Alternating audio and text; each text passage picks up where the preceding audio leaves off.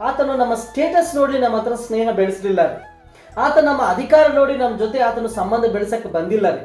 ನಾವು ಬರಿದಾಗಿದ್ದಾಗ, ಯೋಗ್ಯತೆ ಇಲ್ಲದೆ ಇದ್ದಾಗ, ತಳ್ಳಲ್ಪಟ್ಟಾಗ ದೇವರು ನಮ್ಮನ್ನ ಕರೆದು ತನಗೋಸ್ಕರವಾಗಿ ಆರಿಸಿಕೊಂಡು ನಮಗೆ ಸ್ಟೇಟಸ್ ಕೊಟ್ಟ. ಯಾರಾದ್ರೂ ಕೊಡ್ತಾರ? ಏನು ಇಲ್ಲದವರಿಗೆ ಸ್ಟೇಟಸ್? ಅದ್ರ ದೇವರು ಕೊಟ್ಟ ನೋಡ್ರಿ. ಎಂಥ ಸ್ಟೇಟಸ್ಸು? ಆತನ ಮಕ್ಕಳಾಗುವ ಅಧಿಕಾರ. ಇವತ್ತು ನಾವೆಲ್ಲರೂ ಕೂಡ ಒಂದು ಸ್ಟೇಟಸ್ ಅಲ್ಲಿ ಬದುಕ್ತಾ ಇದೀವಿ. ಈ ಸ್ಟೇಟಸ್ಸು ಲೋಕಕ್ಕೆ ಸಮಾನವಾಗುವಂತ ಸ್ಟೇಟಸ್ ಅಲ್ಲ. ಕೋಟೇಶ್ವರ ಒಬ್ಬ ವ್ಯಕ್ತಿ ಲೋಕದಲ್ಲಿ ಇರ್ಬೋದು, ಆದ್ರೆ ಅವ್ರಿಗೂ ನಮಗೂ ಒಂದೇ ರೀತಿ ಅಲ್ಲ ರೀ. ಯಾಕೆ? ನಾವು ಪರಲೋಕ ಸಂಸ್ಥಾನದವರು.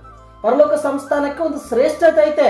ಈ ಲೋಕ ಸಂಸ್ಥಾನದವರು ಹಣದಲ್ಲಿ ಬದುಕ್ತಾರೆ, ಹೊಗಳಿಕೆಯಲ್ಲಿ ಬದುಕ್ತಾರೆ, ಆಸ್ತಿ ಒಂದು ಅಂಧಕಾರದ ಒಂದು ಆಲೋಚನೆಗಳಲ್ಲಿ ಬದುಕ್ತಾರೆ. ಆದ್ರೆ ಪರಲೋಕದ ಆಲೋಚನೆಯಿಂದ ಮಾತ್ರ ಅವರು ದೂರ ಇರ್ತಾರೆ. ನೀನು ನಾನು ದೇವರಿಗೆ ಹತ್ತಿರವಾಗಿರುವಂತವರು. ನಮ್ಮ ಜೀವಿತ always special in the site of god.